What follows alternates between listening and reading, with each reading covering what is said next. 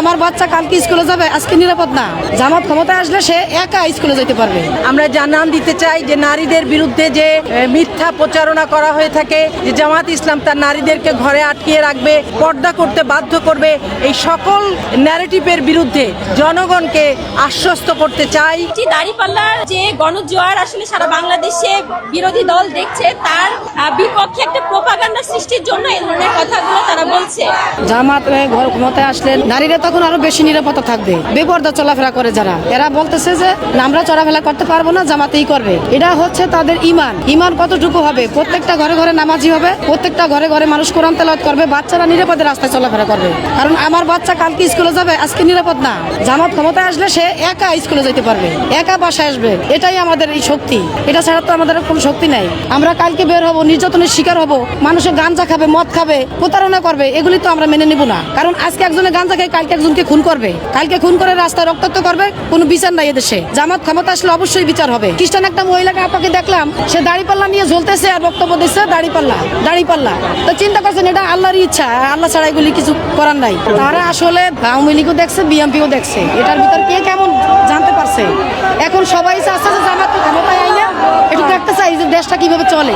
আমরা জানান দিতে চাই যে নারীদের বিরুদ্ধে যে মিথ্যা প্রচারণা করা হয়ে থাকে, যে জামাত ইসলাম তার নারীদেরকে ঘরে আটকিয়ে রাখবে, জামাত ইসলাম কর্মক্ষেত্রে তার নারীদের আসতে দিবে না, জোর করে তাদেরকে পর্দা করতে বাধ্য করবে, এই সকল ন্যারেটিভের বিরুদ্ধে জামাত ইসলামী বাংলাদেশ মহিলা বিভাগের উদ্যোগে নির্বাচনী প্রচারণার মাধ্যমে জনগণকে আশ্বস্ত করতে চাই যে জামাত ইসলাম জনগণের মানুষ নিয়ে কাজ করে, জনগণের প্রত্যাশা আশা আকাঙ্ক্ষা নিয়েই তারা ইনশাল্লাহ আগামীতে যদি বিজয়ী হতে পারে, তা আপনাদের সমর্থনে, জনগণের সমর্থনে ইনশাল্লাহ তাদেরকে নিয়েই, তাদের কথা অনুযায়ী, তাদের ইচ্ছা এবং সমর্থন, তাদের রায় অনুযায়ী সকল কাজ সক্ষম করবে ইনশাল্লাহ, কার্যকরী করবে ইনশাল্লাহ। মানুষ বুঝতে পেরেছে যে কারা এই মিথ্যা ন্যারেটিভগুলি তৈরি করছে এবং জনগণের মাঝে বিভ্রান্তি সৃষ্টি করার চেষ্টা করছে।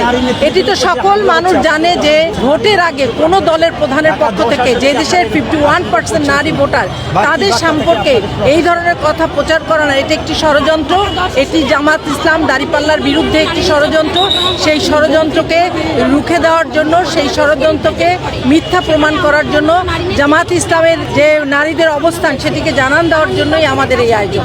দাঁড়িপাল্লার যে গণজোয়ার আসলে সারা বাংলাদেশে বিরোধী দল দেখছে, তার বিপক্ষে একটা প্রোপাগান্ডা সৃষ্টির জন্য এই ধরনের কথাগুলো তারা বলছে। আপনারা দেখে থাকবেন যে বাংলাদেশ জামাত ইসলামের যে নারীদের যে বিভিন্ন কেন্দ্র মহানগরী কমিটি আছে, সেখানে কিন্তু অধিকাংশ কর্মজীবী এবং তারা বিভিন্ন পেশায় আছে, কেউ চিকিৎসক, কেউ শিক্ষিকা, কেউ ডক্টরেট, গবেষক। তো বাংলাদেশ জামাত ইসলাম তার নিজের যে পরিষদ, সেখানেও কিন্তু সবাই কর্মজীবী।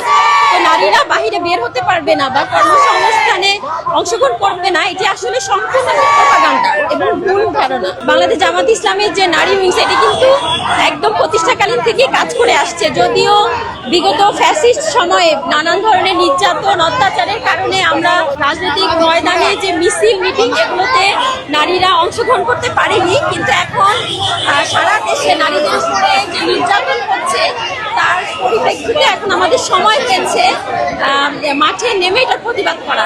নারীরা নিরাপদে থাকবো ঘরে এবং বাইরে সব জায়গায়। আমরা নারীরা এখন বর্তমানে নিরাপদ না, ঘরেও না, বাইরেও না। আমরা প্রতিদিন নির্যাতিত হই। এক্ষেত্রে ইসলাম যদি সমাজে আসে জিতে, তাহলে আমরা সবাই ভালো থাকবো।